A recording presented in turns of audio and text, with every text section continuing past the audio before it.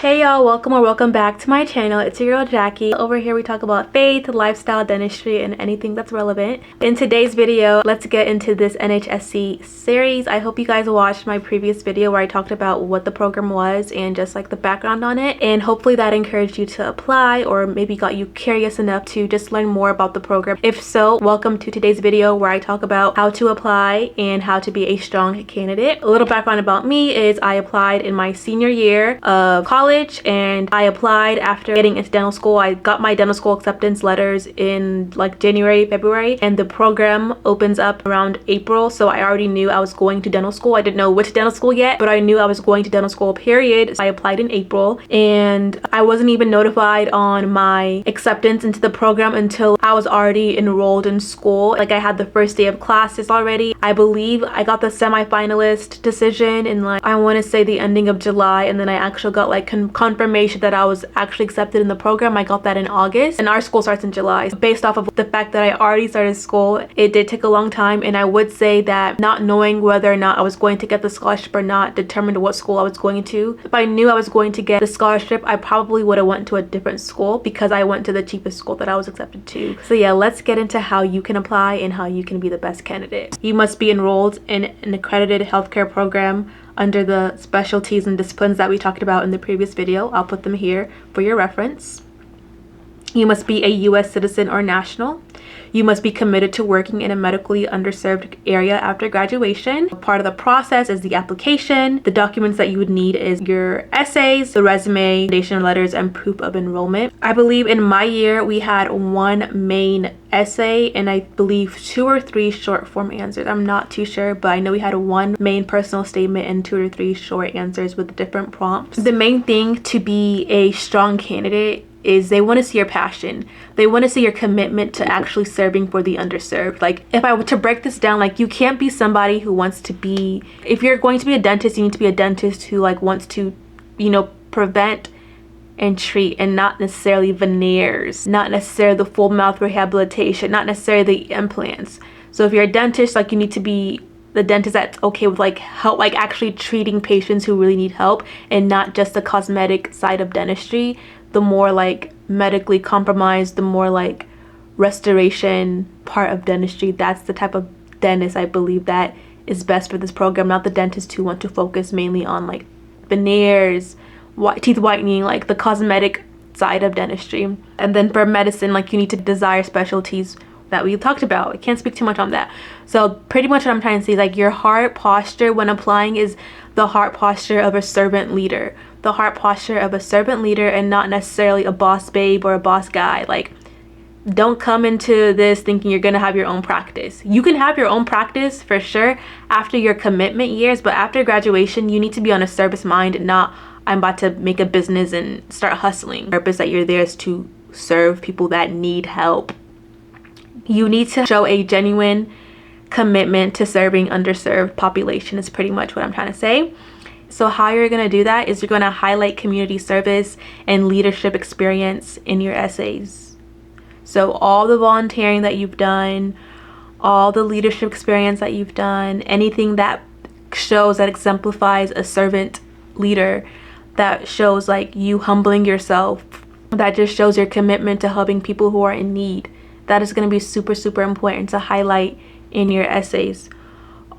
Also, getting a strong recommendation letter from professors or mentors who can also vouch for your mission-minded mindset. If you're going to be applying while you're in college, connect with your professors. Connect with professors who know that you serve, who know that you volunteer a lot, who know that you started this initiative.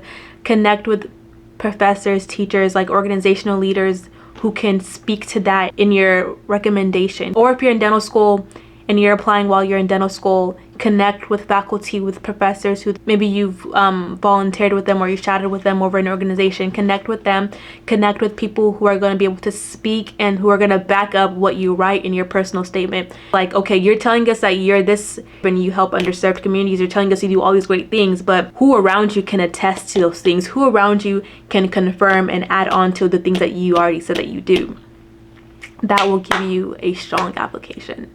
For me, I had my health professions counselor write it for me as well. I was doing research with a specific demographic of like people, and the lady who was in charge of me, I forget her title, she wrote mine. She was a dentist, and she had a public health, she has like a DPH or whatever, and so she wrote my recommendation letter for me. And I think I have another one, or did I just do 2?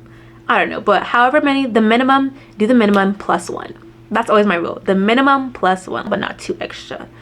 So strong recommendation letters are super, super important. Also, maintain a good academic standing before you apply and through the application process, and even after the application process. So again, your personal statement should be mission driven. You don't mention anything about money. Don't mention anything about, oh, I don't want to have debt when I graduate. Oh, I don't want to take out loans. Don't even worry. Don't even think about crossing that line in your personal statement, because that's just giving this person's just trying to get a free ride. Your personal statement should pretty much read that whether I get the scholarship or not, I want to be helping the underserved, whether I get the scholarship or not. And if I get the scholarship, it's just going to be the icing on the cake, because I was already wanting to work in underserved populations anyways. That is the energy, that is the storyline you should be portraying in your personal statement, because you don't really have much to give them in the application. So with what you have, what they're asking for, make sure you give them a lot. Okay, so again, showcase any previous experience with underserved communities, volunteering, outreach, etc. And don't just think of it within the means of your field. It can even go as far as like caring for the elderly population. Let's say you care for your grandma, or a family member who you care for is sick, or if you care for special needs, even animals. If you do mission trips, religious-based mission trips, it may not have to necessarily be healthcare based or whatever your field is based. Just something that shows that you want to help, you want to just bridge the gap. And also, don't be afraid to make it personal to you. Say, what if growing up you really appreciated the free community clinics, and now you have a passion to serve in those community clinics? Or let's say you weren't in those free community clinics, but your parent is a physician and they sometimes volunteer, something like that, like something that shows like whether there's money attached or not, I want to help, I want to be of use to the underserved, right? And then my biggest recommendation that I have, and this is a recommendation that I also have for like the dental school application cycle itself, is apply early. Don't even wait till the last. Do not be that person who waits to the day that it's due to be asking for letters or to even submit it. No, if it opens April 24th, I want you to submit your application April 24th, if possible. If not, April 25th, 26th, 27th, or a week after is okay, but try to submit it as early as possible. Again, I'm gonna put up the date that the application opened. I'm not totally 100% sure, but sometimes you can see the prompts, so you can prepare for that ahead. But applying early is very important, because I don't know how many spots they have, and especially with the way the economy and the government is going on right now with the Department of Education and all these cuts, I'm not 100% sure that there's going to be a lot of spots. I know during the year before they opened up more spots, but now it's going to be a little bit more competitive, so I would definitely apply early. I would apply as early as possible. So now that you know how to apply and how to make yourself stand out as a strong applicant, in the next video I'll share my personal experience being in the program and what I wish I knew before signing the contract, because y'all, if I knew what I knew now about this scholarship, would I have signed the contract?